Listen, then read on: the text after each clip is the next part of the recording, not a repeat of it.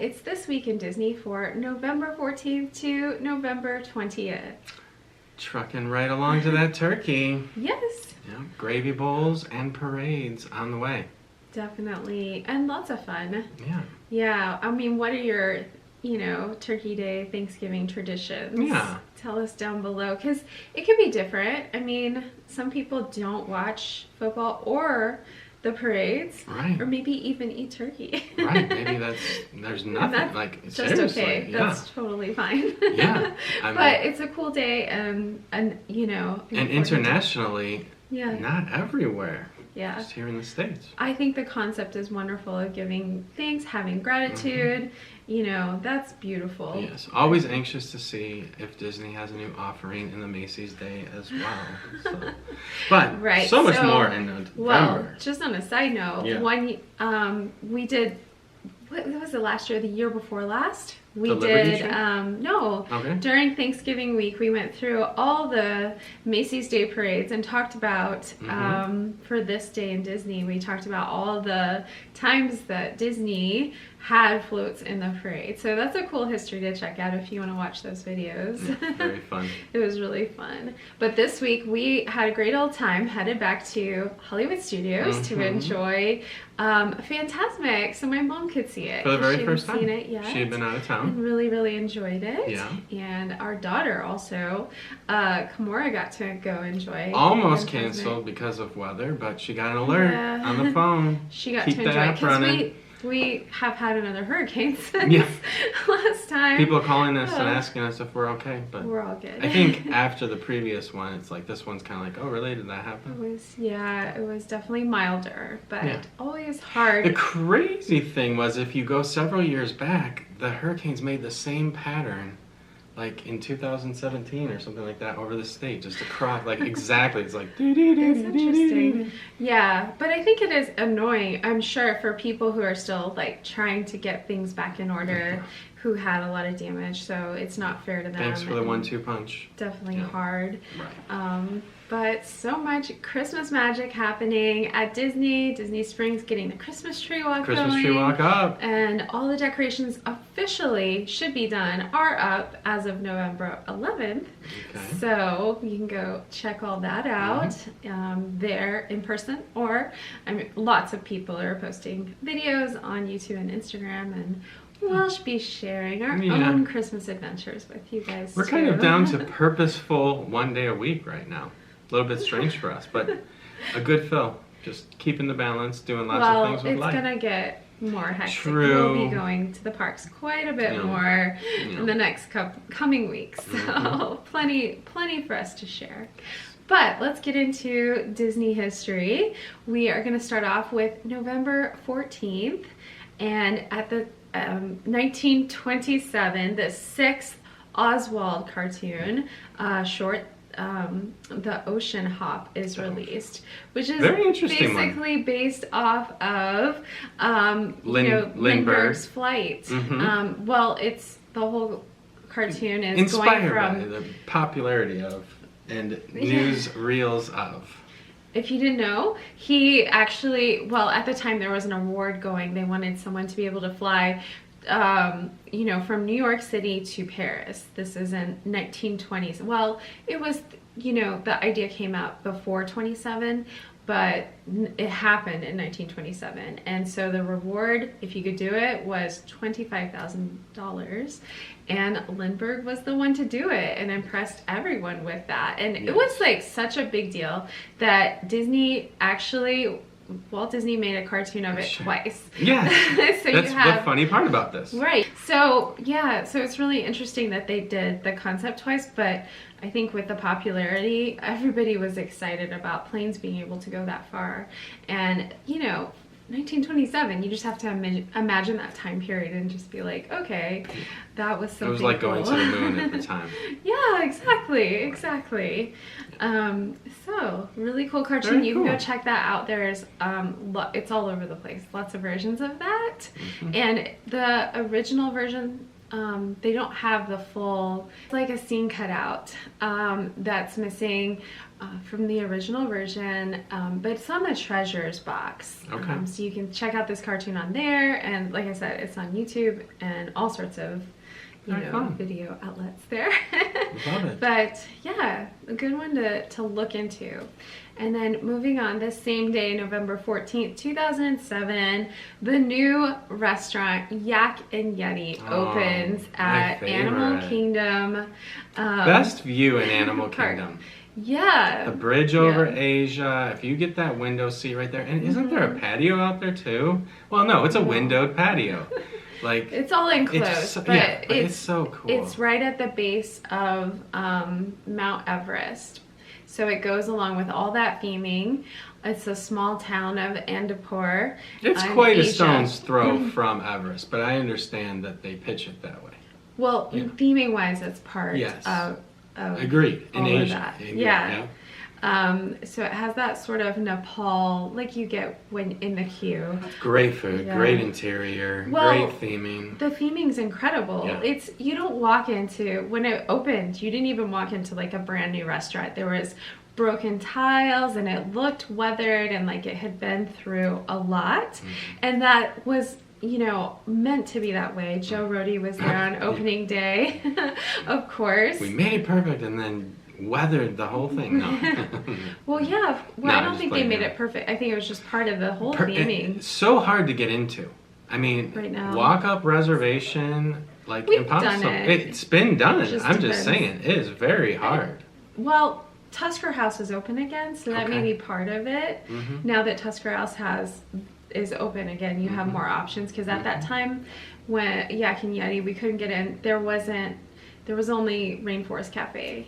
So I think that was part of the problem. Yeah, we'll see. But back then when they opened, the menu was different. I think it's more become like an Asian fusion, I would call, menu. Back then it was a more authentic Asian menu. They had like mussels and egg rolls, fried rice, pot stickers, honey chicken, sweet and sour pork. That sounds like an improvement on the menu. That's pretty Mandarin typical chicken, fare.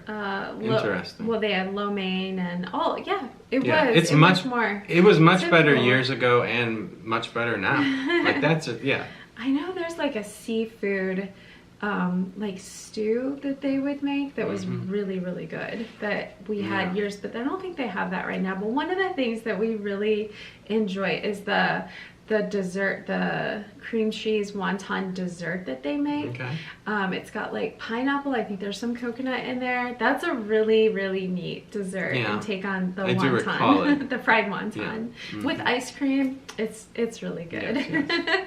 So it really is one of our family favorite restaurants. Easily. Yeah. Hands down. So many of our kids we it's ask right them, up there, top 5. Birthday, like, where do you want to go? Yes. And that's come up many, many times for them. But we love it. Like I said, as long as you can, or Brad said, as long as you can get in. Yeah. I hope I didn't misspeak on that, but we've tried several times in the recent months, and and you have what's the other restaurant over there at Animal Kingdom I wasn't thinking about? Tusker, or not Tusker. You mean over in Pandora? Right before you get to Pandora. Okay. Why my brain is totally Tiffin's. Blocking. Yeah, I should remember. Tiffin's and the Nomad Tiffin's. Lounge. That works out very well. We like to go to the Nomad Lounge when it's just us on a date. That's a great always awesome thing to stop and enjoy. But during closings, they were serving regular menu in the lounge as well, which was really cool. But Yak and Yeti or Tiffin's, I would say. Yak and Yeti for me. I think it depends on the person, but Yak and Yeti for us. Definitely. All right, and then moving on to November 17th, 1989, Disney's The Little Mermaid is generally released. So this was huge. This was a huge deal. This was the movie that was the beginning of what's called the Disney Renaissance. And so it was like a really interesting time because, there was a lot of fear about making sure they had a film that was really going to do well, and at first it was shot down. So Clements and Musker decided to adapt the fairy tale. You know, obviously this is Hans Christian Andersen's Little Mermaid. That's what it's based on. Walt Disney actually wanted to do, actually it was gonna be like a package of Hans Christian Andersen tales, and Little Mermaid would be in there.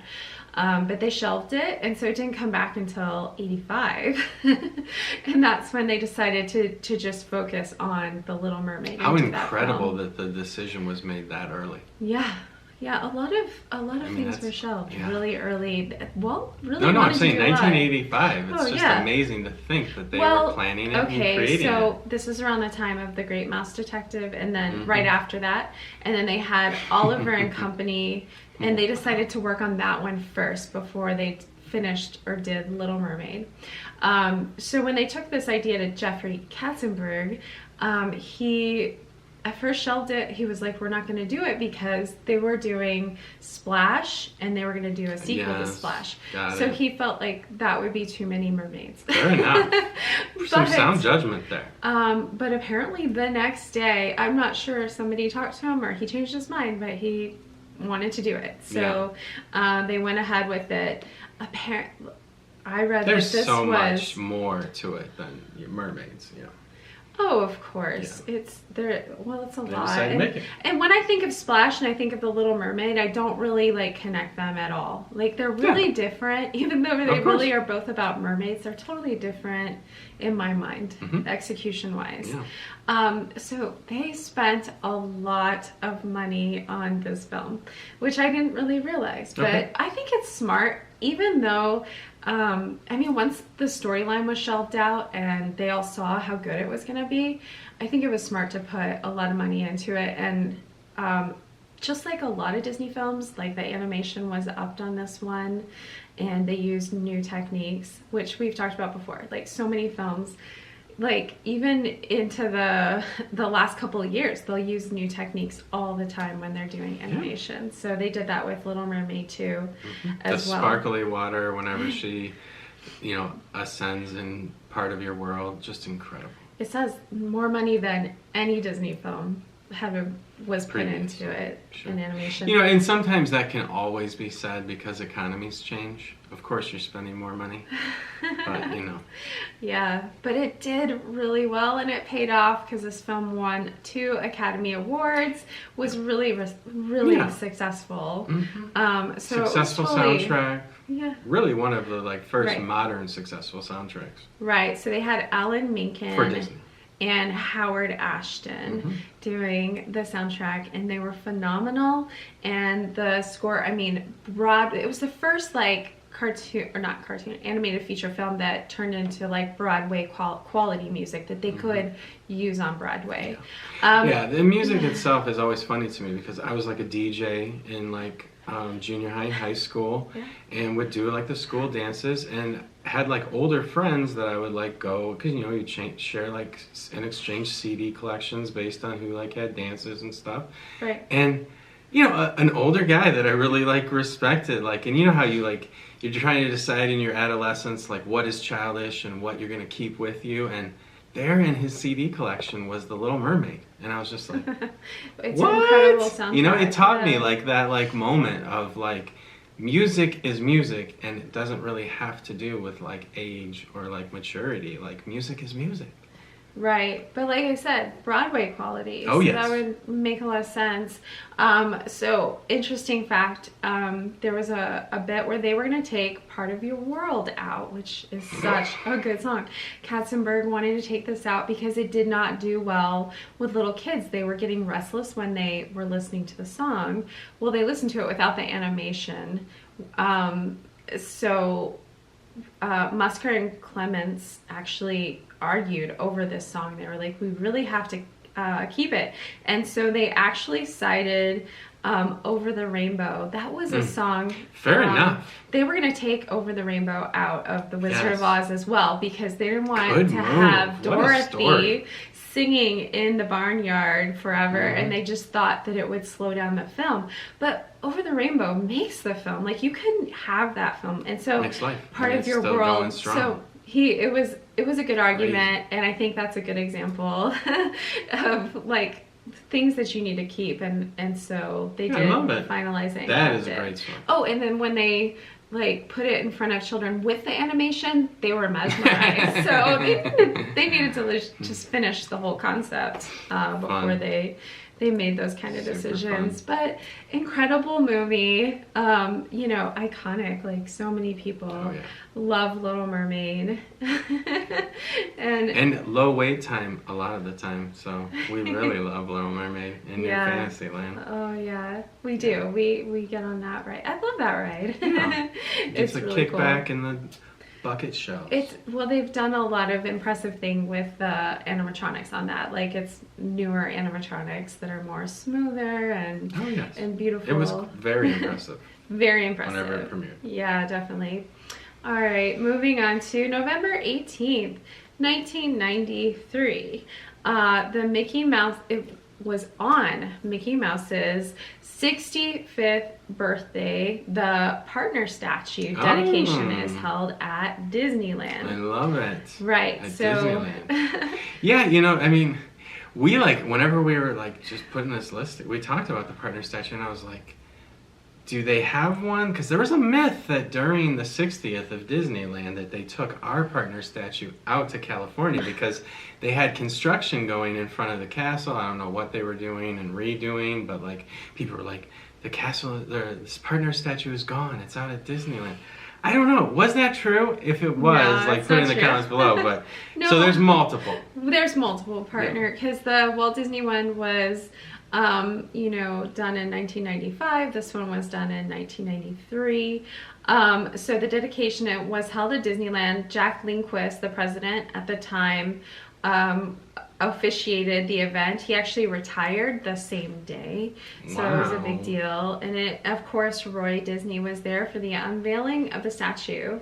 And this was sculpted by Blaine Gibson. So, you know what? There was this incredible reel last week on Instagram of Mickey Mouse in Disneyland getting to meet a Walt Disney lookalike. He does a lookalike, and it was quite nice. It was really nice. So they partner up in reality still to this day. It can happen around Halloween time. But with Walt's outstretched hand, Blaine Gibson talked about the sculpture, and he said believed that his outstretched hand indicated he was showing Mickey what had come of his Disney dream. That's what a lot of people think. Gibson said, I chose to depict Walt as he was in 1954. I think he was in his prime then. But with the outstretched hand, he was saying that it was more like, Mickey, look what we've accomplished together. And I really like that because everything did happen with Walt, with Mickey. And that's so, you know, that so many people say, like you've heard it, it all started with a man and a mouse, you know, so, and his brother, Roy. But it's so cool. It's such an inviting thing to see. There's so many emotions evoked from that statue of Walt, you know, what we all see the parks to be, and Disney history as well, and what Walt created. Love it. Yeah, really, really cool. And then moving on to 2013, Disney Channel debuts the first ever extended episode of the Emmy Award-winning Mickey Mouse cartoon shorts as part of a themed day of programming to honor... This is the new contemporary. This is when they were honoring Mickey Mouse's 85th birthday. There you go. Yeah. Which, I love these. We just went and saw Vacation Fun. So 2015. On Tuesday night at Hollywood Studios. And really, such a great, like, you know, snips of this program or series put together and brought, you know, into the Walt Disney World. So, yeah, the pilot episode was Croissant de Triomphe. Which is awesome. Yeah, I love that one. I didn't really know what order they all came out in, so that was really interesting. And these run like constantly on loop in the resorts. Right. You So, can watch these in the They're resorts. on in the resorts. All the Right. time. It was developed by Paul Reddish. Right. Who was co-creator of the Cartoon Network series Symbiotic Titan, and also And had some involvement with Ren and Stimpy. right. Significant involvement. Like, Yeah. I don't think that's a myth. I mean, I think we've researched that many years ago Yeah. and repeatedly. Right. He was involved with Ren and Stimpy, and it shows, and it works. And a lot of people were upset about that, you know. Yeah. But I love the reboot of Mickey Mouse. Yeah, you do. I do. I I'm like a it fan too. from the beginning.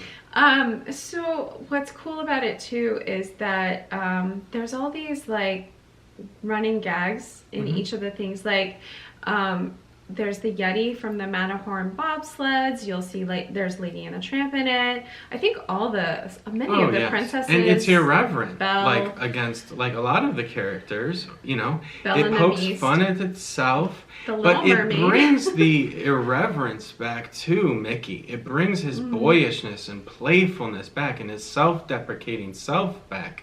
Like, Mickey had become, like, kind of austere. And, like, you know, just the gentleman in the tux, like, all the time, except for when he put on the sorcerer's hat. Like, we needed to remember what Mickey was in the beginning and had been for many years before he grew up. And they brought it all back. So, Right, and so talking about Walt, the voice for this, the voice actor is Chris Diamantopoulos. Diamantopoulos. you've said it before in the past. Why are you having so... I don't know. Yeah. It is a hard name. It's an awesome name.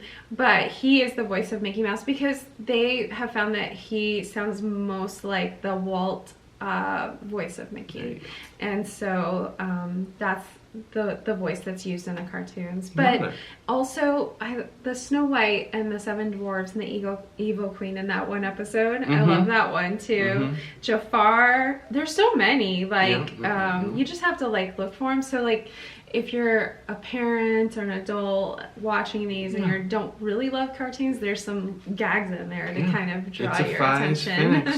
Some almost Inception moments whenever he gets going on that scooter. Yeah, so you can watch, like Brad was saying, at Hollywood Studios, there's a little theater with the cutest like Mickey seats in it that you can watch. Great Vacation bucket Fun seats. in Need there. to sell them at home. Vacation Fun. In a pair, $1,500. I know that sounds outrageous. I think you can only see that particular one at Hollywood Studios, and then of course all the other ones are on Disney Plus and all that. Love it. Yeah. So moving on to November 19th, 2004. Walt Disney Pictures releases National Treasure. Oh, wow. Yes, this was a really interesting, fun movie. I know Miles, our youngest, really likes this movie. We've watched it. And they're making another times. right now. They are. We're going to get into that in a minute. But, of course, Nicolas Cage was cast as the lead in this one. And if you haven't seen it, go check it out. It's a lot of fun. But it's based on, going and trying to find a national treasure with a secret map on the back of the Declaration of Independence. Yeah. The original one. Yes. So, it's a cool film. It's very memorable.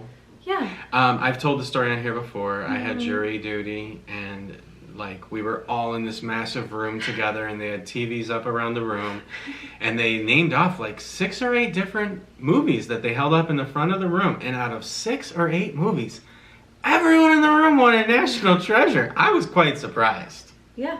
Popular movie. It brings people together. It's Nicolas Cage. That's what it is. Yeah, he's so fun. But National Treasure was filmed in, I thought this was interesting, in Washington, D.C., in New York, Philadelphia, and Utah. And most scenes were filmed on location, with the exception of Independence Hall scene, which was filmed at a replica Independence Hall at Knoxbury Farm. How fun. And the Arctic scene was also filmed in Utah, not at the Arctic. So I thought that was interesting facts about the film. So, some more interesting about it. The film suggested that the original Declaration of Independence still clearly has the original ink that's inaccurate. The map on the back. Well, no, that it has its There's a map original. on I. But look, just talking about the ink on the Declaration of Independence, it doesn't have On the map. The ink started to disintegrate by 1876. So within like 100 years, it was already disintegrating. Yeah. So they have that's touched kind it of, up. Yeah, that's kind of sad, huh? It's nice. The original ink just hasn't held up with the lighting, and that really damaged it. Yeah. Was the lighting. I can remember being in the room with it though. Mm-hmm. Go ahead. Yeah, of course. But outside of that fact, many parts of the National Treasure film are actually accurate. And somebody was so impressed by this that they made a podcast called National Treasure Hunt in 2020. And so I'm going to go check it out. You guys should too if you're interested. Wow. I thought it would be really fun. So it draws attention to aspects of the historically accurate versus the embellished parts. So, because you have National Treasure 1, there's a National Treasure 2 as well as the film that's coming. And there's not a determined date for the they must be deciding whether or not to make it into a series. It's gonna be National Treasure Edge of History, released on Disney Plus streaming service. So not up to the theaters, but on Disney Plus. So, but like I said, undetermined dates make me nervous. Yeah. So it's like, well, will it really happen? We'll see. But it could. That'll be fun. But that is it for this week in Disney. Lots going on. Tell us in the comments what you guys are, up to, and if you're interested in the things that we talked about or know about it, more about it. We'd love to hear in the comments. Thanks for following along, and we will see you guys next time.